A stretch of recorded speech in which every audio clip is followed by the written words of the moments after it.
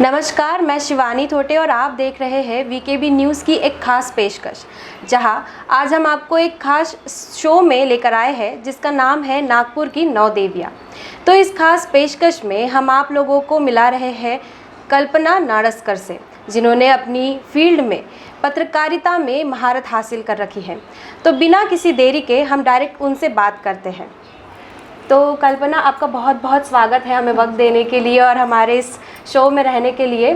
तो आपके बारे में तो वैसे हमने बहुत सुना है, पर आपके मुंह से हम खुद सुनना चाहते हैं आपके फील्ड के बारे में, आपके इस जर्नी के बारे में, जो आपने जर्नलिज्म में शुरुआत की, कैसे की और आपकी शुरुआत कहाँ से हुई थी और अभी आप उसे कैसे डील कर रहे हैं, सब कुछ विस्तार से। मैं 2004 में मैं इस फील्ड में आई, जब मेरा जर्नलिज़्म हो गया। फिर उसके बाद में मैंने लोकमत में इंटर्नशिप की थी 1 महीने की। उसके बाद में मैंने एक पब्लिक पार्लियामेंट करके छोटा सा एक पेपर ज्वाइन किया था। उसके बाद में मेरे को फिर जो लोकल चैनल था यहाँ का, इन केबल, फिर मैंने वहाँ से स्टार्टिंग की। वहाँ पे मेरा करीबन 2004 से लेकर 2007 तक मैंने उसी चैनल में काम किया। उस दौरान मैंने सबसे पहले वहीं पे मैंने सब कुछ सीखा है, जो लोकल चैनल था वहाँ पे, कि कैसे इंटरव्यूज़ लेते हैं, कैसे न्यूज़ कवर करते हैं, फिर क्राइम हो, पॉलिटिकल हो या सोशल हो, कोई भी न्यूज़ हो मैंने वहीं पे कवर की थी। और उस टाइम हमारे पास में बड़े बड़े जो कैमरे रहते थे, कभी कभी कैमरामैन नहीं रहते थे, तो हम लोग खुद ही कैमरा हैंडल करती थी और खुद ही सब न्यूज़ कवर करती थी। उस टाइम हमने बहुत सारा कुछ कवर किया। और उसके बाद में फिर 2007 में जब रीजनल चैनल का दौर शुरू हुआ था, उसी टाइम एबीपी न्यूज़ भी जो था वो भी लॉन्च हुआ था। उसके बाद में आईबीएन लोकमत जो था, लोकमत नेटवर्क 18 का जो चैनल लॉन्च होने वाला था, तब मैंने इंटरव्यू दिया था। तो तब मेरा सिलेक्शन हो गया। फिर मैंने 6 महीना जो है फिर मुंबई में हमारा ट्रेनिंग वगैरह हुआ कि कैसे रीजनल चैनल में काम करते हैं, मराठी रीजनल चैनल में कैसे स्क्रिप्ट लिखते हैं, किस तरह का पीटीसी, कितने पीटीसीज होते हैं, स्क्रिप्ट में कैसे स्टार्ट करते हैं, मिड पीटीसी क्या होता है, वो ओवरऑल कैमरा कैसे हैंडलिंग करते हैं, विजुअल्स कैसे लेते हैं। जब हम सॉफ्ट स्टोरीज करते हैं तो उसमें विजुअल्स की क्या रिक्वायरमेंट रहती है, हैपनिंग होते हैं तो उसमें क्या रिक्वायरमेंट रहती है, वो सारा हमारी फॉरेन की एक टीम आई थी, उन्होंने हमको पूरा 6 महीने वहाँ पे सिखाया था। उसके बाद में मेरा पोस्टिंग नागपुर में हुआ था और 2007 से लेके मैं 2011 तक आईबीएन लोकमत में थी, नागपुर ब्यूरो में। तो उस दौरान मैंने बहुत सारी स्टोरीज़ की और सबसे अच्छी बात ये रही मेरे उस दौरान की जो करियर था कि मैंने गढ़चिरौली में बहुत काम किया था। उस दौरान मुझे वहाँ का नक्सलाइट और वहाँ पे जो अभय बंग करके उनका जो काम है वो मुझे देखने को मिला। हम लोग वहाँ पे महीने में एक बार तो मैं गढ़चिरौली जाती थी और अभय बंग के यहाँ पे मैं रहती थी, तो वहाँ का एटमॉस्फेयर मैंने देखा था कि किस तरीके से लोग काम करते हैं। और सबसे अच्छा एक एक्सपीरियंस मुझे कवर करने का ही मिला था कि 2009 में वहाँ पे नक्सलाइट ने पुलिसों को मारा था 15। तो हम लोग रात को निकले थे, सुबह 5 बजे गढ़चिरौली पहुँचे थे, तो अंधेरा था, तो हम लोग चौक में रुक के बैठ गए थे कि कब उजाला होगा और हम लोग निकलेंगे। तो हमारे पास ओबी थी, हम सब लोग रुक के फिर हम लोग स्पॉट में निकले थे। और पूरा रास्ते में ट्रक जले हुए थे, झाड़, पूरे पेड़ जो थे रास्ते पे गिरे हुए थे। जो स्पॉट में पहुँचे तो इतनी सारी बुलेट थी, मैंने ज़िंदगी में कभी देखी नहीं थी। इतनी सारी बुलेट जो रहती थी वो पूरी बिछी हुई थी, हर जगह गड्ढे में खून ही खून था, सब पेड़ों पे लगे हुए थे। उस टाइम मैंने वो मंज़र देखा था, मेरी ज़िंदगी का वो सबसे अच्छा कवरेज था कि जो मैंने किया था। और पूरा स्पॉट में जाके नक्सलाइट एरिया में मैं खुद पहली बार पहुंची थी, खुद अकेले, और वो कवर किया था। उसके बाद में फिर मुझे मौका मिला था कि 26 जनवरी को नक्सलाइट का बंद था और आर पाटिल, तब अभी वो है नहीं, तब वो गृह मंत्री थे, तो वो आने वाले थे। तब मैंने हाफ एन आवर प्रोग्राम किया था, पर वो टाइम देने के लिए तैयार नहीं थे, तो हमने इतनी मिन्नतें कर के मैंने उसको मनाया था उनको। फिर हमने हाफ एन आवर का पूरा प्रोग्राम किया था कि गढ़चिरौली बंद, नक्सलाइट ने जो बंद रखा है उसके पीछे की क्या वजह है। उसके बाद में ऐसे बहुत सारे मौके आए जो हमने किए। उसके बाद में भंडारा में एक 36 लेडीज़ थी, वो जो बोट से जा रही थी तो वो डूब के मर गई थी, तब भी हम लोग रात को निकले थे। ये रिसेंट फ्लड की बात है क्या? नहीं, वो भी तभी का है, 2006-7 के बाद का ही है। मैंने आईबीएन लोकमत ज्वाइन किया था, तब भी हम लोग रात को निकले थे भंडारा जाने के लिए। और बहुत ऐसा एक्साइटिंग लगता था कि कुछ तो भी अलग न्यूज़ हम कर रहे हैं, कुछ तो भी अलग दिखा रहे हैं लोगों को। तो वो बहुत क्रेज़ था। फिर 2011 में कुछ हो गया तो मैंने जॉब छोड़ दी और फिर मैंने लॉ कर लिया। लॉ करने के बाद मैंने प्रैक्टिस की। उसके बाद में फिर अभी रिसेंट में मुझे लगा कि फिर वापस आना चाहिए, तो मैंने फिर से 2009 में 19 में मैंने ज्वाइन किया। अभी 2 साल मुझे हो रहे हैं। लोकशाही करके चैनल है और मैं यहाँ पे काम कर रही हूँ। खुद ही मैं अपने मोबाइल से शूट करती हूँ, लाइव करती हूँ और खुद सब कवर करती हूँ। यहीं पे मुझे अभी 2 साल हो रहे हैं और बहुत अच्छा एक्सपीरियंस है। तो ऐसा बिल्कुल कह सकते हैं कि आप एक वन मैन आर्मी है और आपको मतलब जर्नलिज्म बोले तो आपको एकदम वॉर जर्नलिज्म में मुझे ऐसा लग रहा है आपसे अभी बात करके कि आपको वॉर जर्नलिज्म में ज़्यादा एक्साइटमेंट मिलती है, शायद ऐसा मुझे आपकी बातों से लग रहा है। तो मेरे को ये पूछना था कि शादी के पहले या शादी के बाद, जैसे बहुत से लोगों का ऐसा होता है कि प्रॉब्लम्स आ जाती है, उन्हें अपना ड्रीम छोड़ देना पड़ता है, तो आपके साथ कभी ऐसा हुआ था?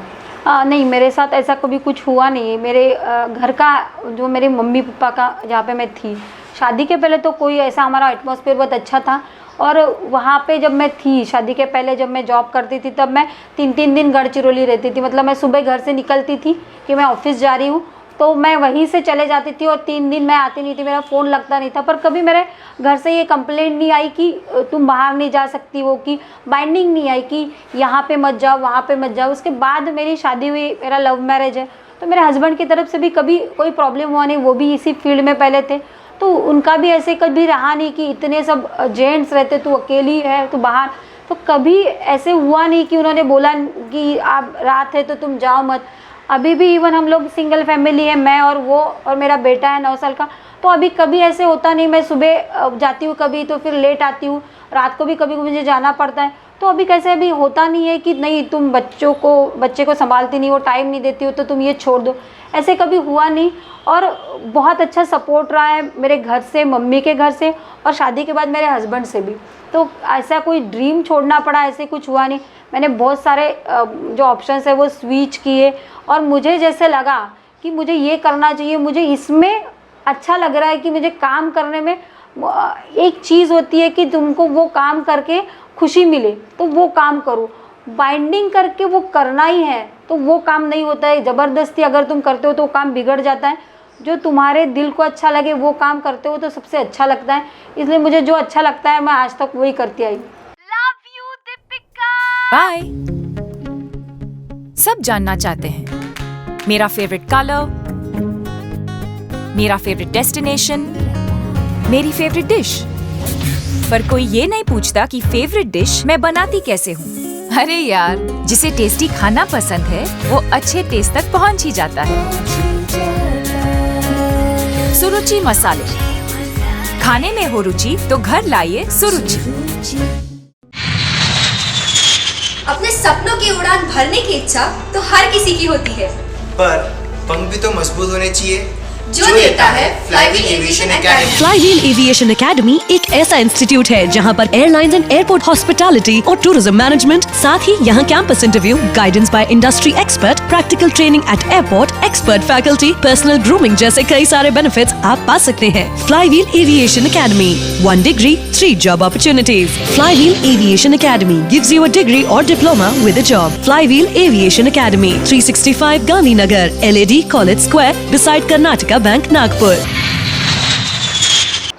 तो आपकी बातों से यही ज्ञात हो रहा है कि आपने बताया आपने एडवोकेट लॉ भी किया है। तो आगे अगर ज़िंदगी में ऐसा मौका आता है जहां आपको पत्रकारिता छोड़कर लॉ में फिर से वापस जाना हो, या अगर नहीं भी तो, या आपको अगर आगे ऐसे 2 रास्ते आए, पत्रकारिता या लॉ, तो आप कौन सा चुनना चाहेगी? कौन सी चीज़ अभी भी आपके दिल में है जो नहीं, मैं इसके साथ और अपना आगे करियर बनाना चाहती हूँ, चाहे वो ज़िंदगी का कोई भी आपका वक्त हो? फिर नहीं, मेरी ज़िंदगी में मुझे सबसे ज़्यादा तो मेरा फर्स्ट प्रेफरेंस तो पत्रकारिता ही, इसलिए मैं एडवोकेसी छोड़ के पत्रकारिता में फिर से स्विच करके वापस आई। वापस सब सेटल था फिर भी आई, क्योंकि मुझे ऐसा लगता है, मुझे घूमना पसंद है और मुझे रोज़ नए लोगों से मिलना पसंद है। मुझे रूटीन जो रहता है वो मैं नहीं कर सकती हूँ, एक लिमिटेड टाइम के बाद में मुझे वो इरिटेट हो जाता है और मैं फिर वो कितना भी अपने पास बहुत सारा पैसा हो, मेंटल सेटिस्फेक्शन नहीं मिलता है तो हम लोग नहीं जी सकते हैं। उसमें एक फ्रस्ट्रेशन आ जाता है लाइफ में, तो वो फ्रस्ट्रेशन फिर तुम्हारी फैमिली लाइफ में निकलता है और तुम वहाँ पे सर्वाइव नहीं कर सकते हो। तो मेरी ज़िंदगी में अगर ऑप्शन आता है कि रिपोर्टिंग या एडवोकेसी, तो मैं रिपोर्टिंग चुनूंगी, क्योंकि एडवोकेसी तो मैं कभी भी कर सकती हूँ। अभी भी मुझे फ़ोन आते हैं कि मैडम इसका क्या करना है, इसमें क्या चाहिए, तो मैं अभी भी लोगों को हेल्प करती हूँ। अभी भी मैं उनको बताती हूँ रास्ते। हाँ, मैं फ़ीस चार्ज नहीं करती, मैं उनका काम नहीं, पर मैं हेल्प तो ज़रूर कर सकती हूँ, क्योंकि मुझे पता है कि क्या करने से क्या होगा। तो मैं अभी डेफिनेटली अभी भी मैं जो पुराने क्लाइंट्स हैं उनको मैं अभी भी हेल्प करती हूँ। तो हर बच्चे का जैसे ड्रीम होता है बचपन से ही, कुछ लोग बोलते हैं मैं डॉक्टर बनूंगा, कुछ बोलते हैं मैं इंजीनियर बनूंगा। आपको लाइफ के ऐसे कौन से मोड़ पे लगा कि नहीं मुझे जर्नलिज्म में ही जाना है और अपना नाम वहीं पे कमाना है, या आपके कोई फेवरेट आइडल जिन्हें देख के आप प्रेरित हुए हो और आपको ऐसे मन में आया हो कि नहीं मुझे इन्हीं की तरह बनना है, तो आपके वो आइडल कौन थे?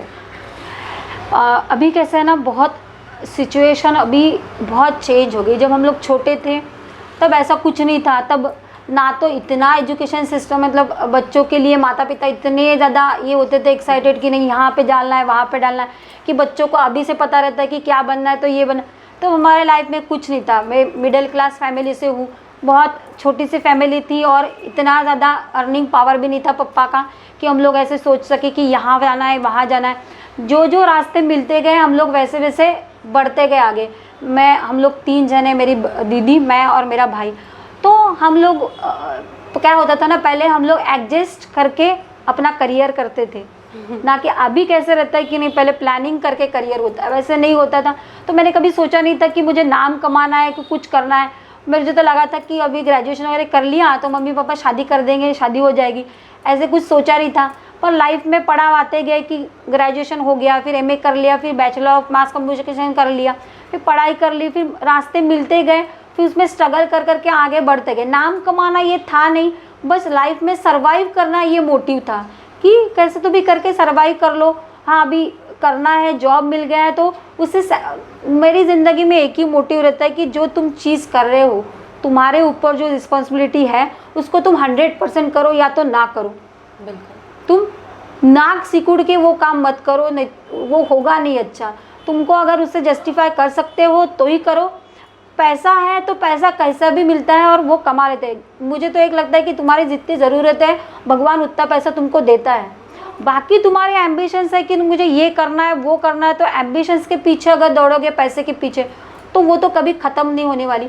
तुम्हारा सेटिस्फेक्शन तुमको किससे मिलता है? मुझे काम करके सेटिस्फेक्शन मिलता है। मुझे अच्छी नींद तभी आती है कि मैं काम करूं तो दिन भर मेरा काम करने में अच्छा जाए, तो मुझे रात को अच्छी नींद आती है कि ये नहीं कि मुझे महीने में पैसे कितने मिलते हैं उसके हिसाब से मैं काम करूं। बिल्कुल। तो आइडियल ऐसे कुछ था नहीं, बस करते करते हो गया। बट मेरी दीदी हमेशा मुझे इंस्पायर करती थी, क्योंकि वो बहुत स्ट्रगल किया उसने लाइफ में।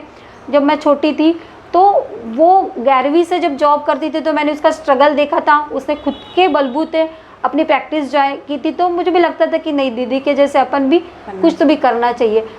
तो उस हिसाब से हो गया। तो आपकी लाइफ की स्ट्रेंथ अगर कहे तो आपकी दीदी रही है। बिल्कुल।